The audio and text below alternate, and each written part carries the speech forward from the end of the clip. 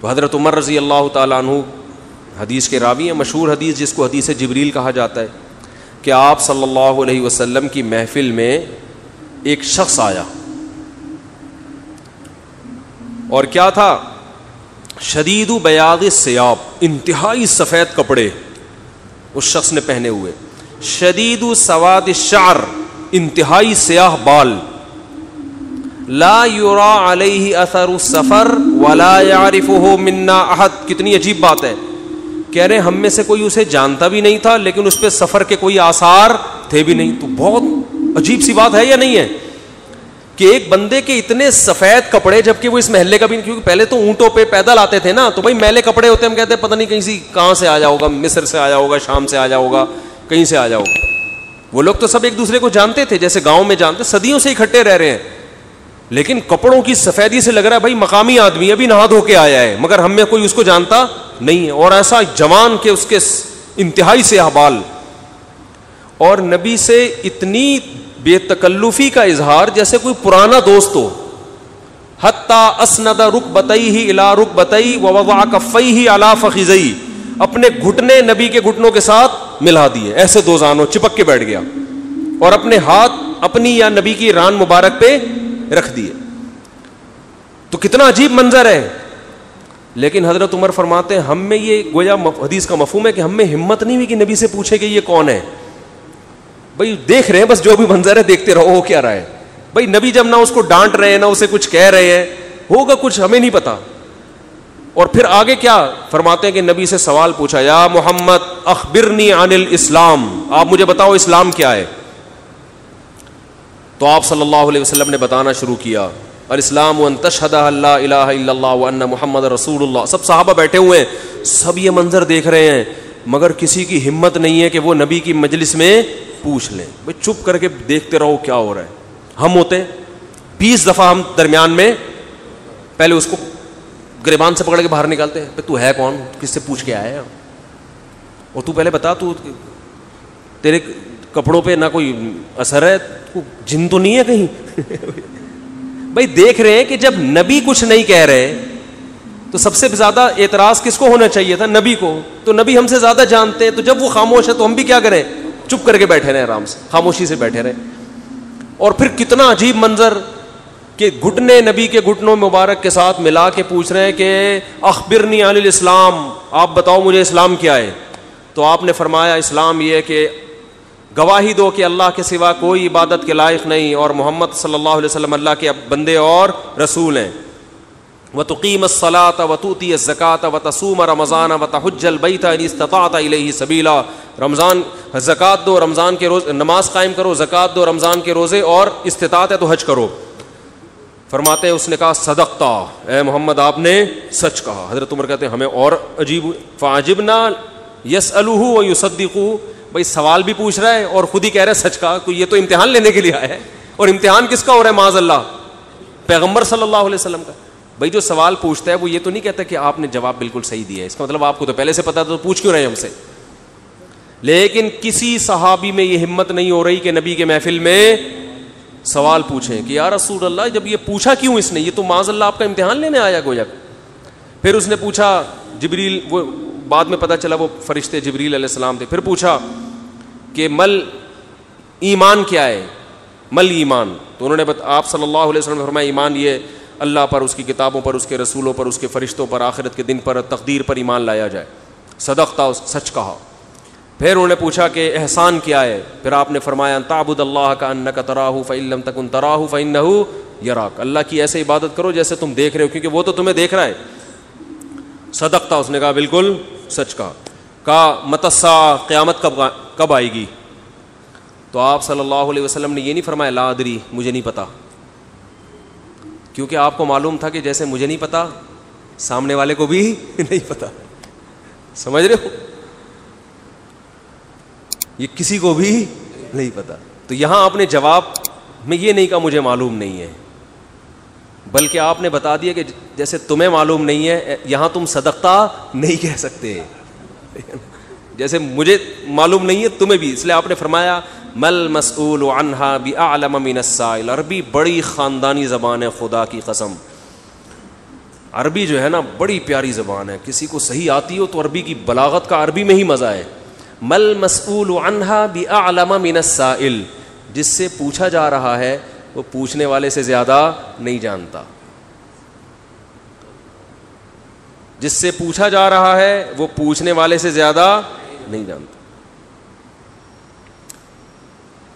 قرآن کی بعض آیتیں ایسی وجد والی ہیں نا کہ مزہ آتا ہے ان کو پڑھنے میں. جو موسیٰ علیہ السلام کو اللہ نے کہا تھا نا قلنا لا تخف انک انت الاعلی, اس کا اردو میں ترجمہ نہیں بنتا. موسیٰ علیہ السلام کے سامنے جب جادوگر تھے نا تو جادوگروں نے ہزاروں لاٹھیاں پھینکی, سانپ بن کے حضرت موسیٰ کی طرف دوڑنے لگیں. قرآن کہہ رہے فأوجس فی نفسہ خیفۃ موسیٰ, موسیٰ نے دل میں کیا محسوس کیا؟ خوف. دیکھو قرآن کے الفاظ یہ نہیں ہے کہ موسیٰ گھبرانے لگے, کیونکہ اگر گھبرانے لگتے نا دشمن پہ روب ختم ہو جاتا, دشمن کہتا ہار گئے. قرآن دل کی کیفیت بیان کر رہے, موسیٰ نے گویا اپنے ظاہر پہ کنٹرول کیا ہوا تھا. سمجھ رہے, ظاہر پہ کیا کیا ہوا تھا حضرت موسیٰ علیہ السلام نے کنٹرول کے, مجھے بالکل گھبراہٹ نہیں ہے. لیکن قرآن دل کی کیفیت بیان کر رہا ہے, دل میں کیا تھا؟ خوف. یہ بلاغت ہے. فاوجس فی نفسہ, خاف موسیٰ نہیں ہے موسیٰ خوف زدہ ہو گئے. اس لیے ہم کہتے ہیں نا فلاں خوف زدہ ہو گیا, تو اس سے یہ متبادر ہوتا ہے کہ یعنی دیکھنے میں ایسا لگ رہا تھا کیا ہو گیا, اس خوف کے آثار دل سے کہاں آئے؟ جسم پہ. حضرت موسیٰ نے اپنے اوپر کنٹرول کیا کہ یہ اتنا بڑا مقابلہ ہو رہا ہے اسلام اور کفر کا, ایمان اور کفر کا, کہ اگر میں گھبرانے لگا نا ان کے سامنے تو یہ ان سے ان کا مورال کیا ہو جائے گا؟ بلند. تو قرآن کہہ رہا ہے اوپر سے تو بڑے کانفیڈنس کے ساتھ, لیکن دل کی کیفیت کون جانتا ہے؟ اللہ. فاوجس فی نفسہ, قرآن کہہ رہا ہے دل کے اندر موسیٰ کو خوف محسوس ہوا. قلنا, ہم نے کہا, ہم نے کیا کہا؟ دل کے اندر وحی کی اللہ نے بھی. دل گھبرا رہا ہے تو دل میں وحی کی, لا تخف, اے موسیٰ خوف مت کر, انک انت الاعلی, آج کے دن تو ہی غالب ہوگا. یہ نہیں کہا انک الاعلی, نا نا نا نا نا نا, انک الاعلی نہیں کہ تو غالب ہوگا. انکا, دیکھو انکا کا معنی بھی وہی ہے جو انکا انتا ہے, کا مطلب بھی تو, انتا کا معنی بھی تو. تو جب ایک دفعہ کا کہہ دیا تو دوبارہ انتا کہنے کی کیا ضرورت ہے بھائی؟ ابے چھوڑو یار, رہنے تو, تم لوگ کو بہت مشکل ہے بات سمجھانا. جو مجھے مزہ آ رہا ہے نا اس آیت میں وہ آپ سوچ بھی نہیں سکتے. قرآن یہ نہیں کہہ رہا انک الاعلی کہ تو کیا ہو جائے گا, تو ہی برتر ہوگا, تو ہی غالب ہوگا. انکا انتا, یہ تاکید کے لیے, اے موسیٰ تو, صرف تو, ٹھیک ہے نا, اکیلا. الاعلی, اور اعلی بھی نہیں ہے, اصولی طور پر خبر پر الف لام داخل نہیں ہوتا. گرامر کے لحاظ سے اصولی طور پر انکا انتا اعلی ہونا چاہیے, یا انکا, سوری انتا نہیں, انکا اعلی. مبتدا معرفہ ہوتا ہے, خبر کیا ہوتی ہے؟ نکرہ. سمجھتے نہیں ہو بات کو, جب پڑھو گے نہیں رات کو تو سمجھو گے نہیں بات کو. انکا اعلی ہونا چاہیے, اے موسیٰ تو غالب آ جائے گا, یہ مطلب ہوگا سیدھا سیدھا ترجمہ اس. اللہ نے اعلی پہ الف لام لگا دیا. الف لام جب لگتا ہے نا کسی, تو وہ کسی اسپیسیفک چیز کو کہتے ہیں. جیسے کتاب کا مطلب کوئی بھی کتاب, الکتاب کا مطلب کوئی اسپیسیفک, کوئی خاص کتاب. آپ جب کہتے ہیں بندہ آیا ہے, بچے گھر میں آ کے بتا رہے ہوتے ہیں پنجاب میں بندہ آیا ہے, کراچی میں کہتے ہیں آدمی آیا ہے کوئی. یہ بندہ کا لفظ پنجاب سے امپورٹ ہوا ہے. کراچی میں لوگ کہتے تھے کوئی انسان آیا ہے, کوئی آدمی آیا ہے, تو پنجاب میں کیا کہتے ہیں اس کو؟ بندہ آیا ہے. اچھا شگون کے انسان کا بچہ بن جائے, وہ بندہ بن جائے, ٹھیک ہے نا. تو ہم جب کہتے ہیں کوئی بندہ آیا ہے, یہ ایک بندہ آیا ہے, تو وہ ان نون ہوتا ہے. اکثر ابو کو بتا رہے ہوتے ہیں ابو ایک انکل آئے ہیں, اس کا مطلب کیا ہوتا ہے؟ کوئی ہے. لیکن اگر ایسا بندہ آیا ہو جس کا آپ کو پتا ہو, یعنی پہلے آ چکا ہو اور آپ اس کے انتظار کر رہے ہو, وہ اسپیسیفک وہ بندہ آ چکا ہو, تو عربی میں کہیں گے البندہ. بندہ عربی کا لفظ نہیں, لیکن میں سمجھانے کے لیے, جا رجل یو سڑے راغلے, یو سڑے کہیں گے نا, یو آ سڑے راغلے, موقع دے کے بھاگ لے. ایک بندہ آیا ہے. جا الرجل, تو اس کا مطلب وہ ایک مخصوص بندہ ہے جس کا پہلے سے آپ کی کھوپڑی میں تصور ہے. تو قرآن کہہ رہا ہے انکا انتل الاعلی. الاعلی کا مطلب کہ جب مقابلہ ہو رہا ہے نا تو جو شخص برتر آنے والا ہے لوگوں کے ذہن میں گویا کہ اس کا ایک تصور ہے کہ ایک نہ ایک جیتے گا, تو وہ جو جیتنے والا مخصوص شخص ہے آپ کے علاوہ کوئی بھی نہیں ہے وہ, اور صرف آپ ہی ہو. الاعلی کون ہے آج؟ الاعلی, اعلی نہیں بلکہ الاعلی کون ہے؟ پورا ترجمہ ہو نہیں سکتا اس کا. وہ کون ہے؟ اے موسیٰ صرف اور صرف تو ہی ہے. تو لا تخف, تجھے خوف زدہ ہونے کی ضرورت نہیں ہے. تو کیا بات کر رہا تھا میں, یہ آیت کہاں سے آ گئی؟ ہاں, تو یہی نبی صلی اللہ علیہ وسلم نے جو فرمایا نا, مل مسئول عنہا بأعلم من السائل, یہ بھی کیا ہے؟ بلاغت ہے. جس سے پوچھا جا رہا ہے وہ سائل, مسئول سائل سے زیادہ نہیں جانتا. تو پھر حضرت جبریل نے, وہ جو انسان تھے وہ جبریل تھے, انسان کی شکل میں آئے تھے, انہوں نے پوچھا کہ علامات بتائیں, تو آپ نے فرمایا انت لد الامۃ ربتہا. اس حدیث پہ جو ادب والی بات ہے وہ میں بھی گچی پکڑ کے رکھنا بھول نہ جاؤں, لیکن اس حدیث میں بات آ گئی ہے. تو ایک دلچسپ بات کیا ہے, آپ نے قیامت کی پہلی علامت بتائی کہ باندی اپنے آقا کو جنے گی.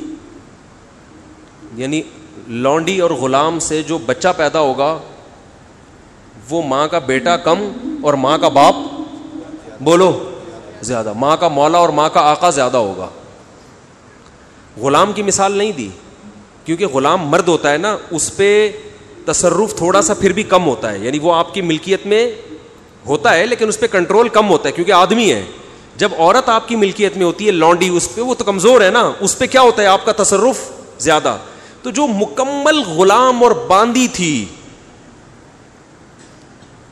وہ جب جنے گی جس نسل کو, تو ہونا تو یہ چاہیے تھا کہ جس نے جنا ہے اس کا مقام اونچا, لیکن جس کو جنے گی نا وہی اس پہ کیا کرے گا. یعنی ماں کا تو ایسا حق ہے نا, ماں کو تو ساری دنیا جانتی ہے نا کہ ماں نے کیسے گود میں پالا, کیسے جنا, اور لوگ ماں کے تانے دیتے ہیں نا. حضرت موسیٰ علیہ الصلاۃ والسلام نے جب حضرت ہارون کی داڑھی پکڑ کے کھینچی ہے نا, جب حضرت موسیٰ علیہ السلام کوہ طور پہ گئے تورات لینے, پیچھے بنی اسرائیل نے بچھڑے کی عبادت شروع کر دی. ہارون علیہ السلام کو نگران بنا کے گئے تھے کہ ذرا ان کی حفاظت کرنا, بڑے نالائق لوگ ہیں, دائیں بائیں نہ ہو جائیں. تو جب واپس آئے تو دیکھا کہ وہ کیا کر رہے ہیں, بچھڑے کی عبادت. تو حضرت موسیٰ کو سب سے پہلے غصہ کس پر آیا؟ حضرت ہارون پر. اپنے بھائی کی داڑھی پکڑ کے کھینچی کہ ما منعک اذ رأیتہم ضلوا, یہ گمراہ ہو رہے تھے, آپ نے روکا کیوں نہیں؟ تو حضرت ہارون نے کیا کہا, باپ کا واسطہ نہیں دیا بلکہ ماں کا. لا یبن اماں, اے میری اماں کے بیٹے, اے میری ماں کے بیٹے, کیونکہ یہ رشتہ فوراً سمجھ میں آتا ہے. ماں کا واسطہ کیونکہ محبت کی علامت ہے نا. ابا جو ہے نا وہ تربیت کے لیے اللہ نے بنائے, وہ محبت زیادہ ابا سے امیدیں نہیں لگایا کریں. ابا کی ایک الگ ویلیو ہے, محبت بہت زیادہ کرتے ہیں ابا, لیکن وہ جتلاتے نہیں ہیں. وہ کہہ رہے ہیں تمیز سے زیادہ لاڈ پیار دکھاؤ گے نا ابا, یہ ہو گیا تمیز سے بیٹھ وہاں جا کے آرام سے, ٹھیک ہے نا, جو بات ہے ادب تمیز. ماؤں کو زیادہ ادب تمیز نہیں, ماؤں کو لاڈ چاہیے ہوتے ہیں. تو اس لیے ابا محبت تو بہت کرتے ہیں لیکن وہ آسانی سے سمجھ میں نہیں آتی کیونکہ تعظیم اس پہ غالب ہوتی ہے. اماں کی محبت 2 منٹ میں سمجھ میں آ جاتی ہے. تو جب بھی واسطہ دیا جاتا ہے کس کا؟ اماں کا. تو حضرت ہارون بھی واسطہ کس کا دے رہے ہیں کہ بھائی ایک ہی ماں کے ہم دونوں اولاد ہیں, آپ اتنی سختی تو نہ کریں نا, ماں کا واسطہ دے رہا ہوں آپ کو, یبن اماں, اے میری اماں کے بیٹے. تو ماں جو اتنا قریبی رشتہ ہے, جس کی محبت سب کو سمجھ میں آتی ہے, اس کو غلام بنا لینا تو یہ کھوپڑی میں آنے والی بات نہیں ہے. لیکن حدیث میں کیا آتا ہے, قرب قیامت میں بیٹا کیا ہوگا, ماں پہ حکومت کرے گا, بیٹا ماں پہ حکومت کرے گا. تو ہونا تو یہ چاہیے تھا کہ جو جنے, وہ جس کو آپ جن رہے ہیں وہ گویا ایک قسم کی لونڈی غلام ہو, ماتحت ہو, لیکن الٹا حساب ہو رہا ہوگا. تو یہ بھی پتہ چل رہا ہے کہ ادب مارکیٹ سے کیا ہونا شروع ہو جائے گا, شارٹ. مطلب حدیث کا یہی ہے کہ چھوٹے جو ہے نا وہ بڑوں کی جگہ ہو جائیں گے اور بڑے, اور یہ خدا کی قسم آج اپنی آنکھوں سے میں دیکھ رہا ہوں, زیادہ تر لبرل لوگوں کے گھروں میں دیکھ رہا ہوں, دیندار گھروں میں کم. باپ اور ماں اپنے بچوں کو اسکولوں میں 15-20 ہزار روپے فیسیں دے کر بدتمیز بنا رہے ہیں باقاعدہ پیسوں کے ذریعے. یعنی اسکولوں میں پڑھا رہے ہیں, ماڈرن اسکول ہیں اور بہت ہی ماڈرن قسم کے اسکول جن میں مذہب نہیں ہے. بچہ انگلش بہت اچھی بول لیتا ہے اور ٹھیک ٹھاک فیسیں دے کے کیا کر رہے ہیں؟ اپنی نافرمانی پیسے دے کے سکھا رہے ہیں.